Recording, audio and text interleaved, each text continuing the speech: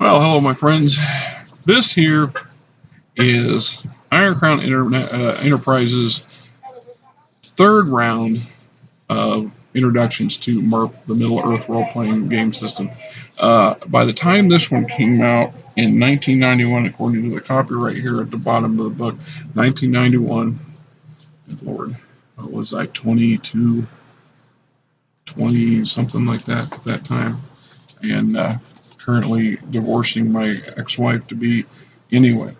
Uh, at this point, the guys and gals at ICE had created all the source books for all the known regions and areas for Middle Earth based off of the books, and you only got so much material to work with. Therein's the disadvantage of dealing with a highly established or a novel system when you're trying to be true to the books, to the creator's vision. So when there's only so many places to cover, you have to dig deeper and get into greater detail. So it was about this time they came out with several sets series. There was two different series that come to mind.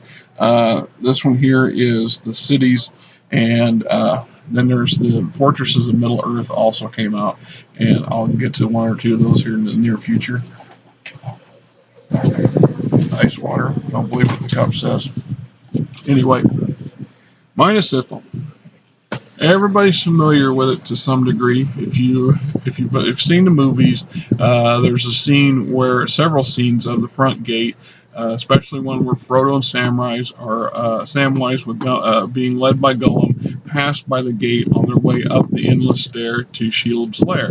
And at the beginning of the march on Gondor, some sort of sorceress pillar of energy shoots up from the main tower and sets off the huge attack on Minas Ithil. Minas Ithil was one of the original major cities built by the Numerians who settled Gondor and turned it into, excuse the bobbin, there's a bit of a breeze coming through the window, and there's a bobbin it's bouncing the laptop. I'm a low-tech guy, my friends. I don't have a huge budget, so I don't have the fancy sound equipment and the fancy cameras. I got the laptop I could afford last year, and it's doing the best I can with what I have. So we have to put up with a little bit of oddities every now and then. Anyway, this here is because we're going into greater detail. As the source books go, this is one of the thicker ones than majority of them. Which is not to say that the older ones had less material. In fact, as far as I'm concerned, as source books went, they were less concerned about filling in the blanks and a page count as they were with content and quality of content. So in this particular book, because we're dealing with a city, the half of its maps and buildings and layouts for rooms and shops and what have you, which is to be expected, settings and what have you. So probably half of it's just dealing with that. And this is actually one of the few books where I have the maps still that came with it in the book itself. Most of my maps ended up in a folder, which I do have, but they're not with the original books because, well, they keep falling out. That's one of the reasons I didn't keep them there. So here's a city map of the city. There you go.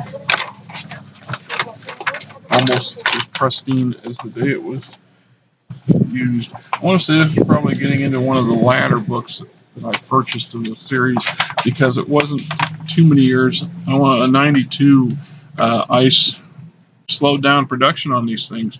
They just didn't put out as many of them. At some point, they actually stopped producing them.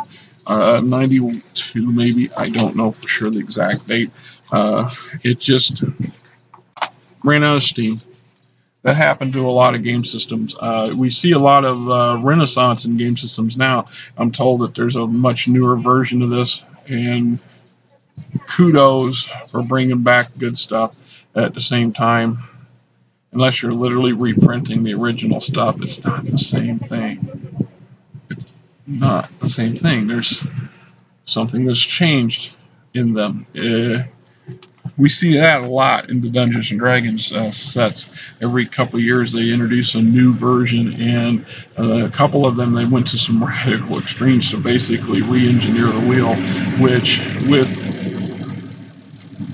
varying degrees of success. I have my opinions, and I've voiced them quite frequently in other blogs and on the forums. So I'm not going to go into that here. Anyway, so we want to talk about Minas Ithil, and we talk about the city when it was before it was taken over by the Nuzgul and corrupted by servants of the Dark Lord. See Minas Ithil.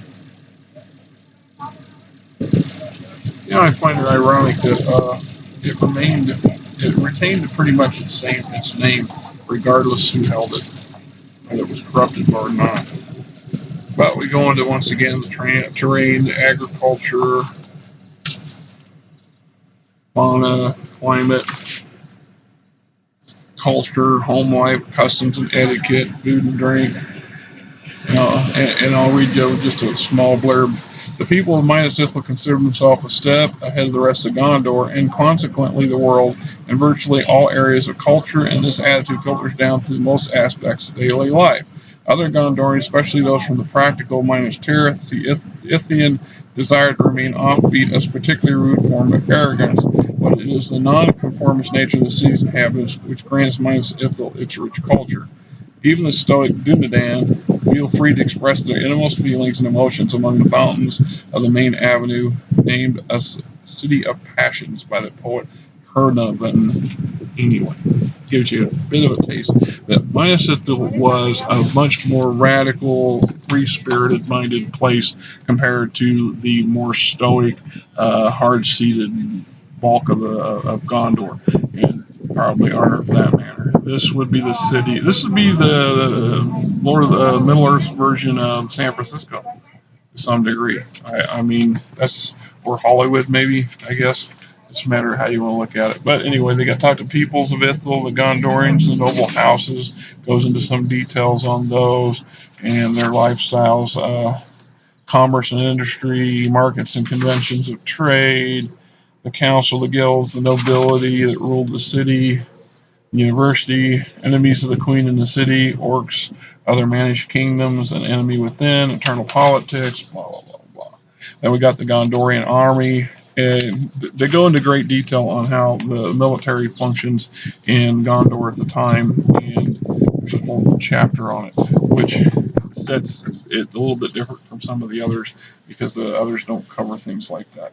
And then, like I said, then we break down into the actual city itself, and it gives you quite a few examples of things you will find there, buildings and functions and some shops and taverns and what have you. That sort of stuff, the bulk of which, like I said, over half the book covers that sort of stuff, which is to be expected, right?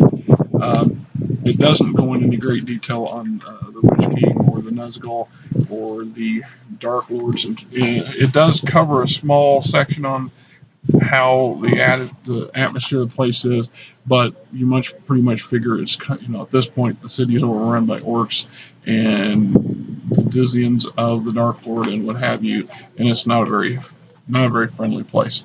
And I know that in the Fourth Age, Aragon orders it raised. He sets fire to the fields that surround Ithian or Minas Ithil and puts a ban on anybody going there. And eventually, it's razed to the ground, and he refuses to let anybody rebuild on its location because of both of the corruption left over from the fall of Saruman and the occupation of the Nuzgul to the memory of what it was once a great city of great men and a shining example of what civilization and culture could be in an ancient world. Now, like I said, it's a good book by itself. It's a good city book. So if you were to acquire Minas Ithil, you could easily use this in any game system you're running and just change a few place names. Saves you a lot of work. Maybe I should have called myself the lazy GM, right? No, I call myself the Fat Man because it goes on the same. But the lazy GM is a smart GM. He's the one. He or she will take material from other game systems and kit bash it into something usable for what they're doing in their campaign, just to save time and effort and energy. Especially if you're traveling, your group is just traveling through, and they need to pass some city, and they want to go in. They want to stop and spend some of their loot. Well, instead of busting your butt and creating something from scratch, having one of these that you can just reach over, pluck off the shelf and throw a few modifications to it, works. Anyway, good system. MERP's a great gaming system. I wish I got a chance to play more of it, and someday as I get older and I got more time and more cronies to do it with, maybe I'll revisit this and play it myself again and find a new enjoyment. As it is, I get a lot of enjoyment out of reading it. Right now, I'm enjoying rereading things and touching up of it and sharing it with you. Until next time, keep your sword sharp.